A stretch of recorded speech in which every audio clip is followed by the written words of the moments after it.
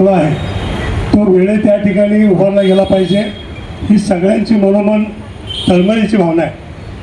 आपल्या या लिंगायत लोकांमध्ये जी एक झोपेची भावना आहे, त्या झोपेची भावनेमध्ये सगळे लोक ज्या ठिकाणी बोलत आहेत, त्यामुळं आपण प्रत्येकाने आता जितके लोक आपण या ठिकाणी आलेलो आहोत त्या आलेल्या लोकांमध्ये आपण प्रत्येकाला आता मगाशी सांगितल्यासारखं आपण जर सर्वांना बोला करून पुढच्या कार्यक्रमामध्ये जास्तीत जास्त संख्येने आपण जर आणलं तर निश्चितपणानं हे पुढचं काम जे आहे ते नक्की होईल. हे काम करण्यासाठी आता बुरकुले असतील किंवा काही संघटना या ठिकाणी पुढे आलेले आहेत. प्राथमिक स्वरूपामध्ये हे कार्यक्रम सुरू झालेला आहे. आता यानंतर याचं भव्य स्वरूप सगळ्यांना दिसणारच आहे आणि या माध्यमातून आता आपल्या लिंगायताची ताकद यापुढे उभारणार आहे.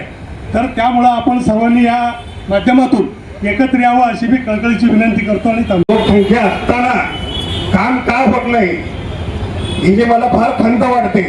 आज आंबेडकर पुतळ्याच्या तिथं जावा तुम्ही, 3 महिने नाही 1च महिन्यात काम कंप्लीट होत आहे. मग आपल्या बक्षीसदाराच्या ह्याचं 80 दिवसात का काम कंप्लीट होत नाही? आपला लिंगायत समाज झोपलेला आहे, त्याला पहिले जागा होणं गरजेचं आहे. ही माझी कळकळीची विनंती आहे. जेवढे झोपलेले लिंगायत आहेत ते जागे व्हावे असं मी त्यांना सर्वांना कळकळीची विनंती करतो.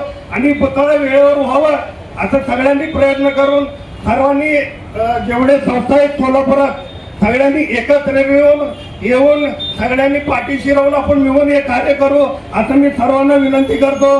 आणि बक्सर ब्रिगेडचे अनिल तोडगे, वीरशैवीजनचे बुरकुले, बक्सर सर्कलचे पदमगोंडा आणि आत्मोरे हे सगळ्यांनी ते कार्य केलं आणि मला बोलायला 2 शब्द दिला.